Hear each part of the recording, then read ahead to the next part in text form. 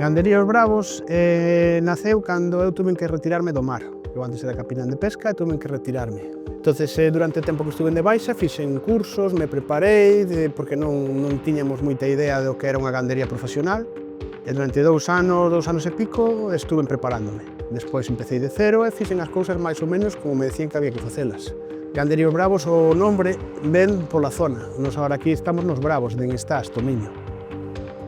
As fincas, o 1% será noso, bueno, un no, pero o 2% ou o 3%, o resto é prácticamente todo cedido. Antes tiñamos algunhas en aluguer, teño algunhas tamén en aluguer polo Banco de Terras, pero a maioría do que teño é cedido polos mesmos veciños que para telas limpias nos as deixan sin coste ningún, pero tamén sin ningún contrato.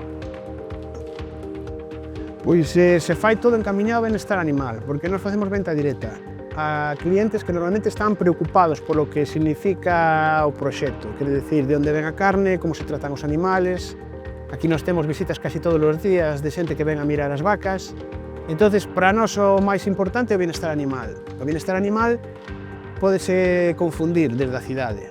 A mellor os da cidade pensan que o bienestar animal é estar dentro da granxa, pero para as razas autóctonas o bienestar animal é estar fora e non depender do gran que ven de Mercosur, senón da erva que se produce aquí e de todo o que pode dar a nosa propia terra. Entonces, eles a estar así no seu hábitat con a menor posible inxerencia, o que conseguimos é que non haya nin enfermedades, nin os problemas que trae cando se meten dentro. O impacto é moi positivo, non o digo eu, o dicen os veciños. O cambio a nivel contra incendios é abismal. Temos un cinturón verde todo ao redor de Estás, agora estamos empezando en Forcadela tamén. Todo iso antes era unha zona que estaba só chea de maleza, bosques abandonados, todo mal. Era a zona de cultivo que quitou a fame de Galicia durante moito tempo, porque é a zona máis productiva de Galicia. Igual que produce o bo, se o deixas abandonado tamén produce o malo. Entonces, o que intentamos é recuperala da maneira máis sostible posible, que é mediante o gando.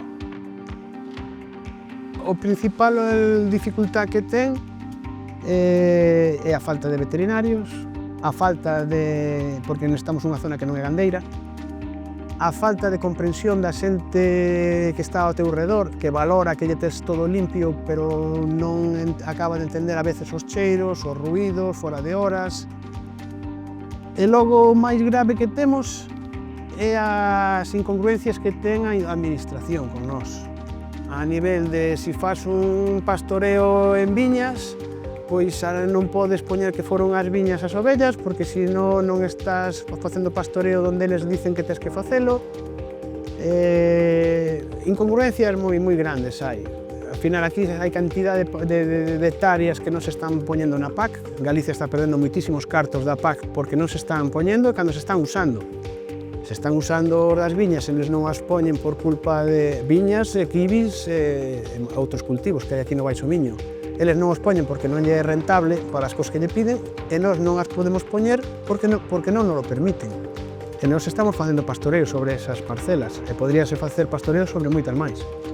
Entonces, sí que estamos en unha zona que non é favorable porque estamos casi nos solos. Entonces, é máis caro producir aquí. Que pasa? Tamén é moito máis sostible, porque estamos facendo dunha maneira que mezcla as últimas tecnoloxías ca maneira de toda a vida de facelo que facíamos nosos avós, que se non sabían o que era o pastoreo regenerativo xa o facían, iban cambiando as vacas de parceliña en parceliña, polo minifundio tiñan parcelas pequenas, pois é o mesmo que estamos facendo nos agora. Vamos cambiando o gando de parcela a parcela, usamos o mínimo gasoil posible, procuramos que o animal estea sempre en boas condicións e non hai moitos máis secretos. A xenética, se acaso, que a cuidamos moito. O resto non hai máis secretos. Traballamos con rubia galega en canto ás vacas, tamén temos ovella galega e cabra galega, temos galiña de mos. Desde pequena sempre me gustou esta vida porque me criei aquí. De feito, vou empezar un ciclo medio e logo co superior relacionado ca gandería. Sí que me gustaría seguir ca empresa porque a gandería e a agricultura é o meu mundo.